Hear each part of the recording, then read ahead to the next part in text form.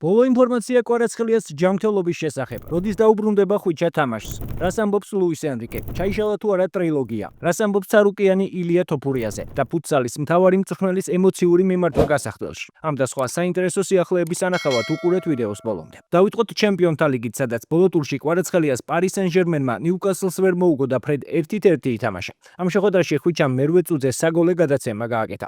თამაში ქართველისთვის კარგად მიდიოდა, თუმცა მე-19 წუთზე მეტოქემ ხვიჩა ვარდნაში შეაჩერა და იმდენად მძიმე ტრავმა მიაღებინა, რომ ქართველმა მოედანი ექიმებისა და თანაგუნდელების დახმარებით დატოვა. პირველადი შეფასებით დაზიანება სერიოზული უნდა ყოფილიყო, თუმცა სამედიცინო შემოწმების შედეგად ცნობილი გახდა, რომ კვარაცხელიას მოტეხილობა არ აღინიშნება და მას მხოლოდ კოჭის იოგი დაუზიანდა. შედეგად ხვიჩა კვარაცხელია ვარჯიშს 2 კვირაში განაახლებს. ამის შესახებ ინფორმაცია სოციალურ ქსელში ხვიჩას ძმამ გაავრცელა. ახლა კი რაც შეეხება თამაშს, არასასურველ შედეგზე და მომდევნო მეტოქეებზე, მატჩის შემდეგ მედიასთან კომენტარი გააკეთა პარი სენ-ჟერმენის მთავარმა მწვრთნელმა ლუის ენრიკემ. პირველი ტაიმი ძალიან კარგი იყო, პენალტი ვერ გავიტანეთ, მაგრამ მომენტების შევქმერით. შესვენებამდე ანგარიშის გათანაბრებამ მტკივნეული შედეგი გამოიღო. ფიზიკურად ნიუკასლი ძლიერია. ეს შეხვედრის წინაც ვიცოდით. გამარჯვებას ვიმსახურებდით. არა დიდი სხვაობით, მაგრამ მაინც. ლიგა 1-ში ძალიან განსხვავებულ გუნდებს ვეთამაშებით. ჩემს ფეხბურთელებზე სასაყვედურო არაფერი მაქვს, მიუხედავად იმისა, რომ ზოგიერთმა შოულ დონეზე ვერ ითამაშა. ამ ტურნირზე არავის ვხედავ ჩვენზე დიდ ფავორიტად. პლეი-ოფისთვის მზად ვართ. ეს ცხადია, მაგრამ გაუმჯობესება გვჭირდება. თუმცა კიდევ ერთ მნიშვნელოვან მოთამაშეს ვკარგავთ. შეგვიძლია უკეთესები ვიყოთ, უკეთესი შედეგი მივიღოთ. ვნახოთ, ვის წინააღმდეგ ვითამაშებთ. მონაკოსი თუ ყარაბაღის. ბოლო მატჩებამდე 13 ქულა ჰქონდა. ნიუკასლთან გამარჯვება დავიმსახურეთ. ლისაბონში მარცხი კი დაუმსახურებელი იყო. მზად ვართ მონაკოსთან ან ყარაბაღთან შესახვედრად. ვნახოთ, იმედი მაქვს, რომ ეს ფრანგული გუნდი არ იქნება, რადგან დავიღალეთ ფრანგული გუნდების წინააღმდეგ თამაშით. უმჯობესია სხვა ქვეყნის წინააღმდეგ ვითამაშოთ. მიჩვეულები ვართ რთულ გასვლით თამაშებს და წინ კარგი მომენტები გვექნება. ფეხბურთელებს დავიბრუნებთ, მიუხედავად იმისა, რომ დღეს კიდევ ერთი მნიშვნელოვანი მოთამაშე დაშავდა. სამწუხაროა, მაგრამ ამას უნდა შევეგუოთ. შეგახსენებთ, რომ ჩემპიონთა ლიგაზე პარი სენ-ჟერმენის მეტოქე წილის ხრით გაირკვევა და სულ 2 ვარიანტია: მონაკო ან ყარაბაღი. თქვენი აზრით, ნებისმიერ შემთხვევაში შეძლებს თუ არა პარი სენ-ჟერმენი ამ ბარიერის დათლევას? დაწერეთ თქვენი აზრი კომენტარებში. ჩემპიონთა ლიგის ფაზის ბოლო ტურში კი გიორგი მიქაუტაძის უმოტივაციო ვილიარეალი ლევერკუზენთან 0-3 დამარცხდა და ტურნირს ოფიციალურად გამოეთიშა. შეგახსენებთ, რომ ეს ფაქტი რამდენიმე ტურით ადრეც ცნობილი იყო. რაც შეეხება მიქაუტაძეს, ქართველი ფორვარდი თამაში მეორე ტაიმში ჩაერთო, თუმცა გუნდის დახმარება ვერ შეძლო. ვილიარეალმა ჩემპიონთა ლიგაზე გამოსვლა 1 ქულით და 35 ადგილით დაამთავრა.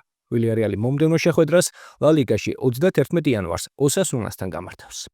ახლა კი UFC-ს, სადაც ცნობილი გახდა, რომ მირაბდვალიშვილისა და პიოტრიანის ტრილოგია რამდენიმე თვით გადაიდო. საქმე იმაშია, რომ პიოტრიანს წელზე 9 საათიანი ოპერაცია ჩაუტარდა და ამის გამო რამდენიმე თვეს იუქმებს. ამის შესახებ ინფორმაცია სუპერბსუბუქი წონითი დივიზიონის მოქმედმა ჩემპიონმა სოციალურ ქსელში თავად გაავრცელა. შეგახსენებთ, რომ მანამდე მირაბიც და იანიც აცხადებდნენ, რომ UFC მზად იყო ტრილოგიისთვის. თუმცა ეს ბრძოლა თეთრ სახლში დაგეგმილ ღონისძიებაზე ვერ შედგებოდა, ვინაიდან პიოტრი რუსეთის წარმომადგენელია. ახლა კი ზუსტად უცნობია, როდის გაიმართება, ან გაიმართება თუ არა ეს დაპირისპირება. ახლა კი ილია თოფურია, რომლის სავარაუდო მეტოქე შესაძლოა ჯასტინ გეიჯი იყოს, რომელმაც პედი პიმლეტი დაამარცხა და მსუბუქი წონის დროებითი კამარი მოიპოვა.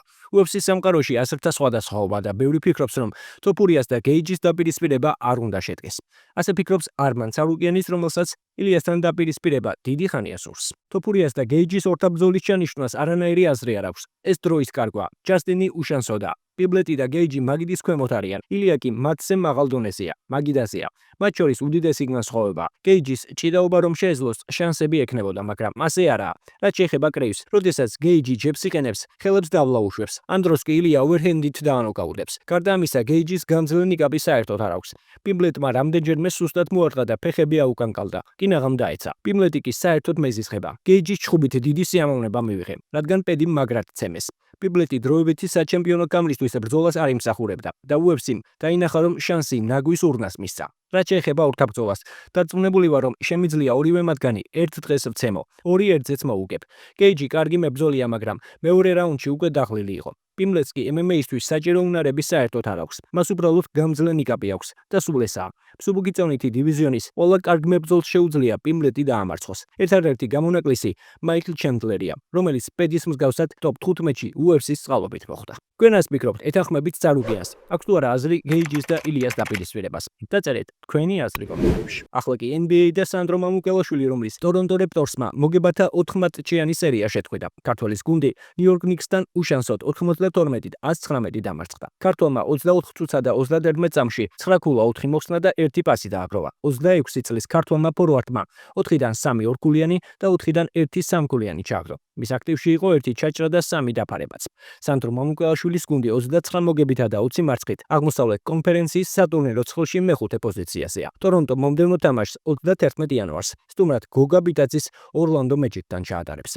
ბიტაძის ორლანდომ კი ბოლოს მაიამი ჰიტთან 133-ით 124 აიმარჯვა. ქართველი ცენტრი განაცხადში იყო, მაგრამ მოედანზე გასვლის შესაძლებლობა არ მისცემია. ბოლოს კი ფუტსალი, სადაც საქართველოს ნაკრები ევროპის 2026 წლის ჩემპიონატს ჯგუფურ ეტაპზე გამოეთიშა. სამწუხაროდ საქართველოს ბოლო ტურში საფრანგეთის ნაკრებთან 1-3 დამარცხდა. საქართველოს ნაკრებმა ევრო 2026 ჯგუფში ერთადერთი ქულით ბოლო მეოთხე ადგილზე დაამთავრა. შეხვედრის შემდეგ მედიასთან მწვრთნელმა ავთანდილ ასათიანმა, ერთადერთი გოლის ავტორმა ნიკოლოზ გაბრიჩიძემ და ნაკრების წევრმა საბატ ყეშელაშვილმა ისაუბრეს. მანამდე კი მთავარმა მწვრთნელმა მოთამაშეებს ემოციური სიტყვით მიმართა. ყველაფერი გავაკეთეთ იმისთვის, რომ აქ მოხვდეთ კიდე რა. ჩანს რომ შეგვიძლია ბიჭებო ერთად აი ესე რა. ხო ხედავთ, გამოგვიყენებინა ის შანსები კიდე ბევრად უფრო მაგარ თამაშს ვნახავთ რა. ამიტომ წმენდიდან მოდის ყველაფერი. თითეული ყველა ჩვენი სტაფიდან დაწყებული დამთავრებული ფეხბურთელებზე ჩვენი ოჯახებისთვის, ჩვენი ქვეყნისთვის 200% ვიხარჯებით. ხაიგარი, ხან გამოდის რაღაცა, ხან არ გამოდის რა. მეტი მუშაობით დარწმუნებული ვარ, რომ ყველა ერთად შევძლებთ. რა დავარ თქვენ გინახავთ. მადლობა კიდევ ერთხელ. აუჩს რა. იპოვიდასო კიდე მოხდეთ აქ რა. სამწუხაროა რომ მტოვებთ ევროპის ჩემპიონატს. ძალიან მაღალ დონეზე იყო ყველაფერი და მე ვფიქრობ ზუსტად აი ესეთ ორგანიზებაში, ესეთ თამაშებში გაიზრდებიან ის ახალგაზრდა ფეხბურთელები, ვის დღეს საქართველოს ფუტზალის ეროვნულ ნაკრებს წარმოადგენდნენ. ყველას მინდა დიდი მადლობა უთხრა ბიჭებს, იმიტომ რომ ჩანდა აშკარად, რომ ისინი 100%-ს აკეთებდნენ იმის გულისთვის, რომ ჩვენ პლეი-ოფის აღზრული მოგვეპოვებინა. თავიდანვე ვიცოდით, ძალიან რთული ჯგუფი იყო, მაგრამ არაფერი არ დავაკელით რა. ძალიან დაგვაკდა სამწუხაროდ ჩვენი ორი მცველი, რომელიც უკვე თამაში გამოჩნდა, რომ ისინი ძალიან დაგჭირდებოდნენ, მაგრამ მეორე მხრივ სასიხარულო, რომ იმ ახალგაზრდა მოთამაშეებმა ძალიან კარგად წარმოაჩინეს თავი ესეთ დონეზე, ასე რომ ყველაფერი უნდა გავაკეთოთ იმისთვის, რომ შემდეგ ევროზე მოხვდეთ, იმიტომ რომ ისეთი მაგარი ტურნირია, რომ აი ამისგან სიამოვნებას ვიღებთ ყველა. მომენტები შევქმნით და ალბათ რეალიზება მაინც ჩვენი პრობლემა ეგ იყო, არ ვიცი სამწუხაროდ ამ ევროპაზე არ გვიმართლებს დიდად მაგ მხრივ და სამწუხაროდ შედეგიც მაგიდან არის გამოწეული რა. თორე მე ვფიქრობ, რომ კარგად ვითამაშეთ, უბრალოდ მომენტები რომ გამოგვეყენებინა, ჩემი აზრით სულ სხვა თამაში იქნებოდა. მთლიანობაში ლატვიასთან თამაშზე შედარებით გულდაწყვეტილი ვარ და ხორვატიასთან და საფრანგეთთან ვთვლი, რომ იბრძოლეთ და ჩვენი მაქსიმუმი გავაკეთეთ. ამ ევროპაზე და ყველა ვარიანტში ვთვლი, რომ ეს ევროპა ჩვენთვის კარგი გამოცდილება იყო და აქ მოხვედრა უკვე ვთვლი, რომ წარმატებაა და შევეცდებით, რომ კიდევ დავბრუნდეთ აქ.